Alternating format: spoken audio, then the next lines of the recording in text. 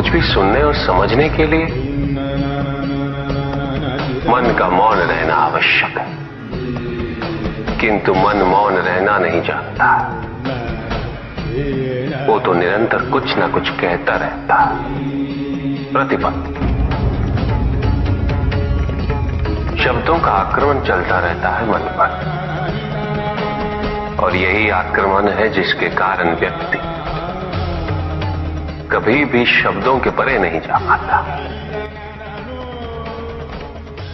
जहां जीवन की सत्यता का उसकी प्रतीक्षा कर रहा होता, किंतु भक्ति में परिवर्तन क्यों? संदेह,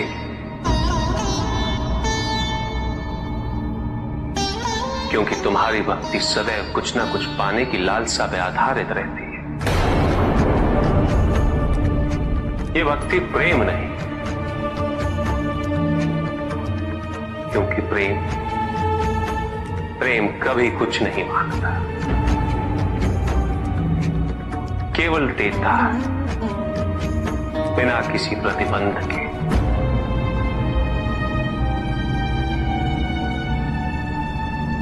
और वही प्रेम को परिपूर्ण भी करता है कि क्या उचित है और क्या अनुचित, ये तो प्रकृति में आदिकाल से ही निहित है।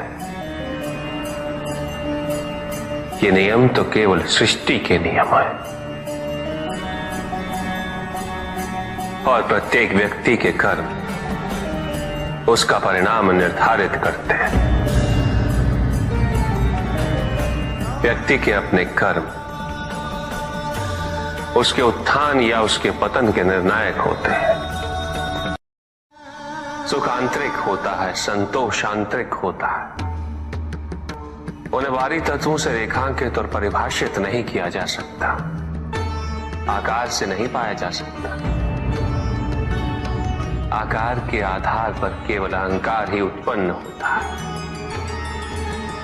क्योंकि आकार से तुलना करने का संदर्भ प्राप्त हो जाता है। यदि तुम्हारा आकार छोटा है तो तुमसे भी छोटा कोई ना कोई अवश्य होगा, और यदि उसी प्रकार तुम विशाल हो तो तुमसे भी विशाल इस संसार में कोई ना कोई अवश्य होगा। इसीलिए शरीर या आकार की तुलना करना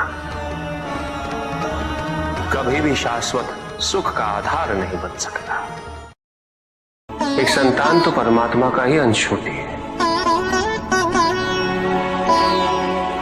इसलिए पुत्र और पुत्री में भेद करना उचित नहीं। किंतु तब भी कुछ व्यक्ति ऐसी मूर्खता कर बैठते क्योंकि वो कन्या की महिमा से अपरिचित है, क्योंकि वो ये समझ ही नहीं पाते कि कन्या का सम्मान करना प्रत्येक व्यक्ति का धर्म है, क्योंकि कन्या जीवनदायिनी है, वो जननी है, और जननी तो केवल सत्कार के योग्य होती है, उपेक्षा की नहीं, उसका तिरस्कार नहीं किया जाता। ना ही स्वर्ग नर्क का उत्थान है और ना ही नर्क स्वर्ग का पतन।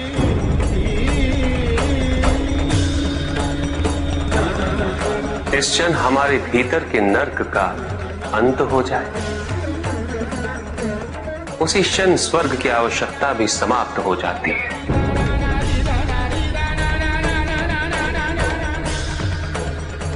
क्योंकि स्वर्ग तो केवल नर्क के कष्ट भोगने वाले का स्वप्न है, अभिलाषा है।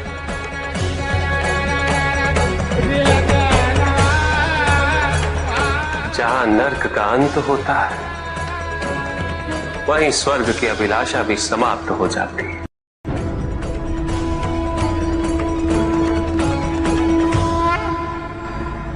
और जहां स्वर्ग और नर्क का भेद ही मिट जाए वही अवस्था मुक्ति,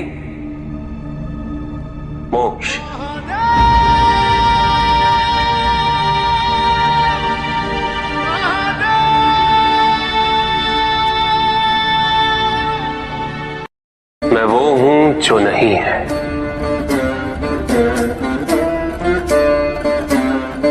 जो नहीं है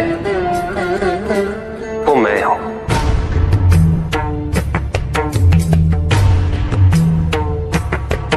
चिरकाल तक सभी को यह स्मरण रहे, जब आप में श्वास है तो मैं आप में हूं। देव देव महादेव।